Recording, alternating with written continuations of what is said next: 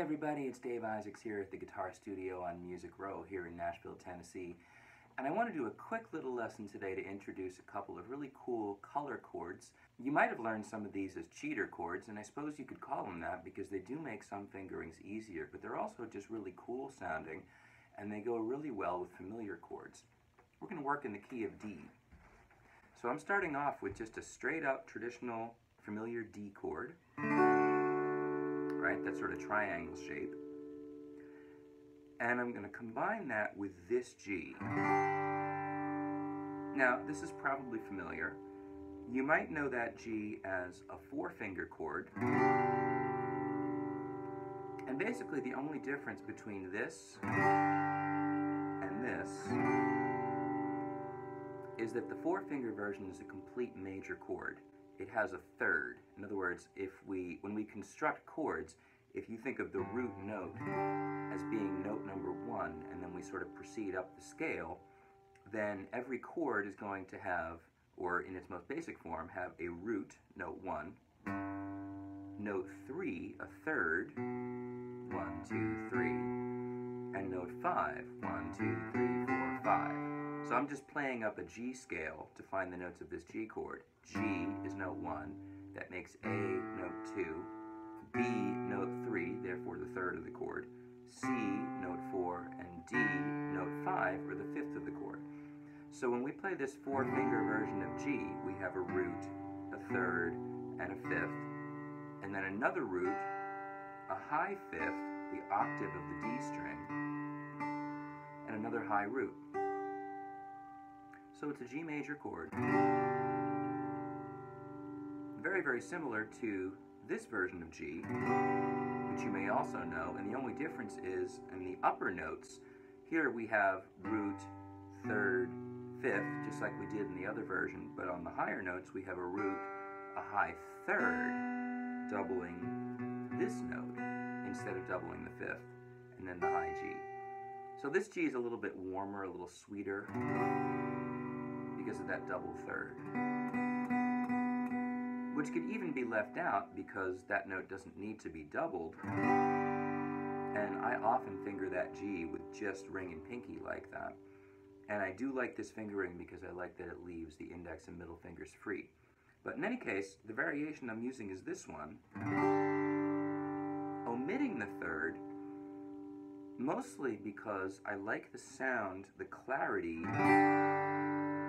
of this chord that just uses roots and fifths. G, root, D, fifth, G, root, D, fifth, and high G. Technically speaking, we might refer to this as a G5 because it's not a complete G major. So listen to the difference between this one and the G major when I add the index finger. They're really very close.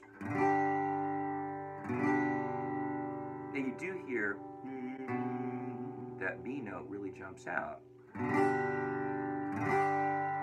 That's why the third of a chord is so important. It's the note that makes a chord major or minor. Listen to what happens if I do this.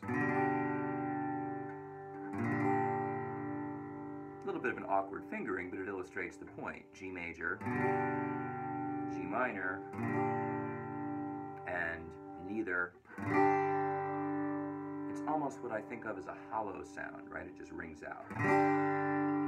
In any case, this is the variation on G that we're using, because if I come from D, I can keep my ring finger right where it is, add the pinky on the first string, extend my middle finger across to string 6, and without having to bend my wrist dramatically, I can very comfortably get to this G chord. Do notice the difference in the shape of the fingers. The pinky and the ring finger are curled, bent at both knuckles here, both joints, but the middle finger is almost straight because it's got to reach across.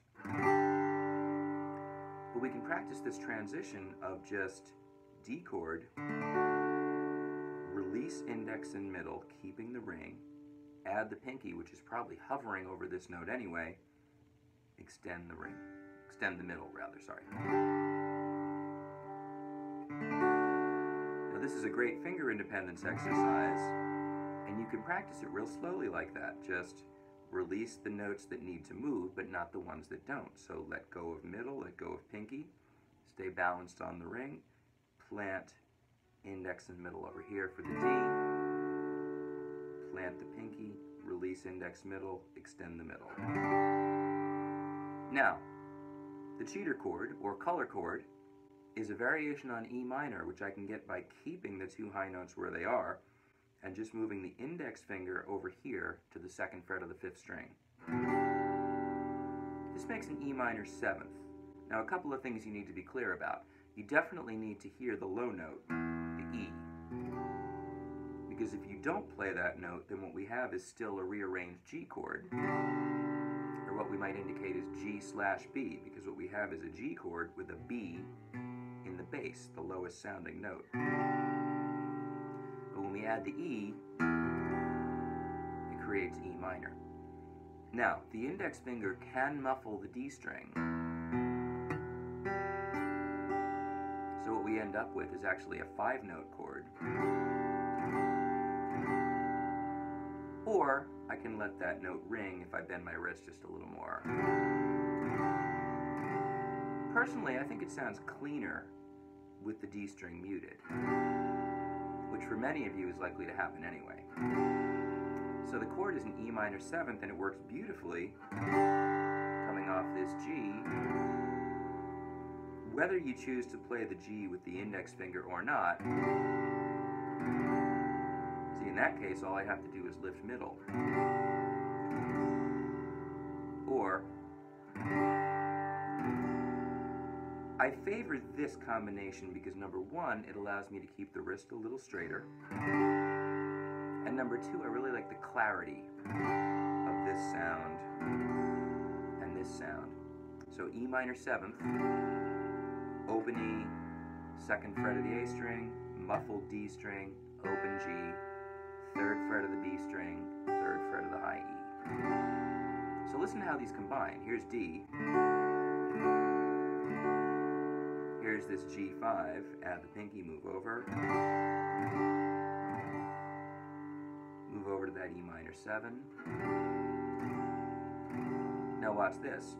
If I just take that index finger and move it over one string to the D string, 2nd fret, and now play 5 strings, I have this nice color chord. It's an A7 sus4. Here's A7. That might be familiar, whether you use index middle or middle ring to cover the 4th and 2nd strings at the 2nd fret. There's your sort of cowboy A7. So I'm going to finger that with index middle.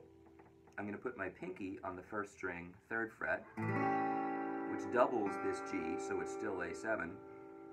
And then I'm going to replace the middle finger with the ring finger, and so the 3rd of the chord goes up to the 4th, making this an A7 sus4, or suspended 4. It's a cool chord to know anyway. But in the context that we're talking about, coming from this E minor 7, all I have to do is move that index finger over. Now, it doesn't hurt to have your thumb creep over the top of the neck to muffle the low E string if you can reach it. That note isn't really going to clash tremendously, but it does clutter things up. This is a much cleaner sound. So in combination now, we have the familiar D, this G5, this E minor 7, this A7 sus4.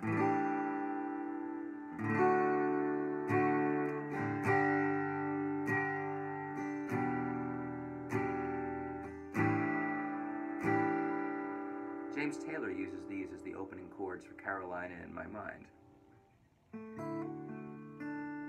A little passing bass note. Or strummed.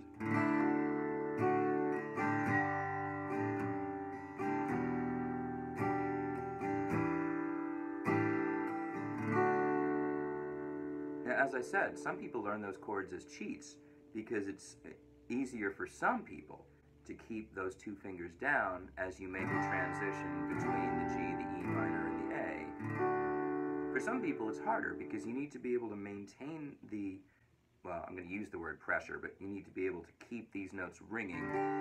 I don't like to use the word pressure because I don't mean to imply that I'm squeezing hard. I'm not. The power is coming from the fact that the fingers are curled. So you do need a level of finger independence to be able to go from this to this, to keep the high notes ringing as the other notes change. But it's also just a really nice sound. It adds some color. So D, G5, E minor 7, A7 suspended. Let's throw one other into the mix. If I go from this D chord and I take index and middle and just move them over to the 5th and 3rd strings, I now get a variation on B minor, a B minor 7th. Now, if the high E string is in there too, it's like a B minor 11th, or a B minor 7 add 4. All those long, complicated names aren't really so much the point. You could think of it as a B minor color chord. And that works nicely alongside D, G, B minor, and then there's the A7 suspended. And this time I didn't have the pinky down on those last two chords. The D, the G, or G5, the B minor 7, and the A7 suspended. And we hear this in Ed Sheeran's Castle on the Hill.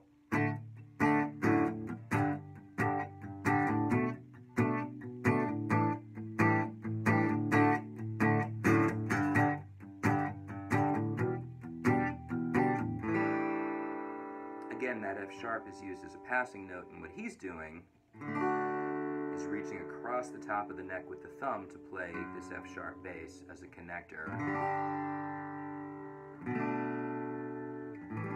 Not essential though. You could just play D, G, E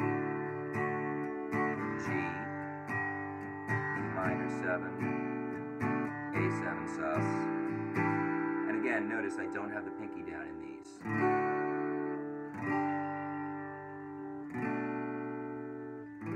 But you know what? Even if I did,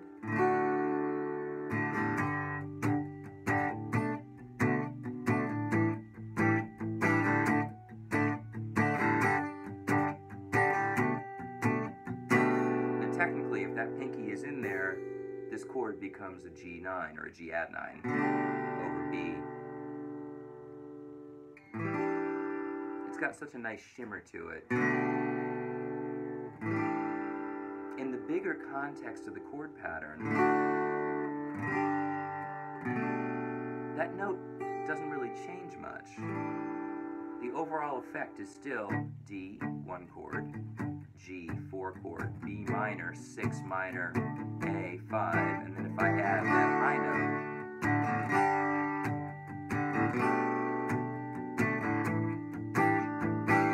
just add some nice color. So, a few simple chords to add to your vocabulary. Of course, our familiar D, the G5, with no index finger muting the A string, or complete G major, the E minor 7, muting the D string, the A7 sus 4, muting the low E, and the B minor 7, just playing the 4 inside strings, 5th. You can have the open D. Actually, I'm really playing 3 strings, because I'm muting the D string, but it's just a question of whether this finger is flattening out to muffle the D string or not. And if you find that it does, it certainly doesn't hurt anything. And the 2 examples that I gave, James Taylor's Carolina in My Mind starts with the D chord. He hammers the middle finger down on the 1st string. Here's the G5, passing bass note, E minor 7, A7 A7, sus4.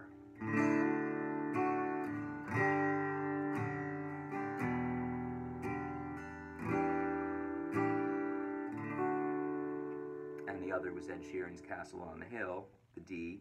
If you can reach the F sharp with the thumb over the top of the neck, 6th string, 2nd fret, great. If not, you can get by without it. The G5, B minor 7, A7 sus, and he does use that high note, that pinky note, some of the time.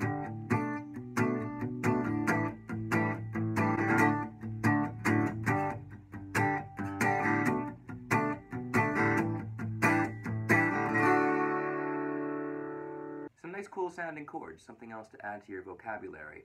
And if you'd like, in a subsequent lesson, for me to go into either one of those songs in greater depth, please let me know in the comments. I'm Dave Isaacs. Thanks for watching.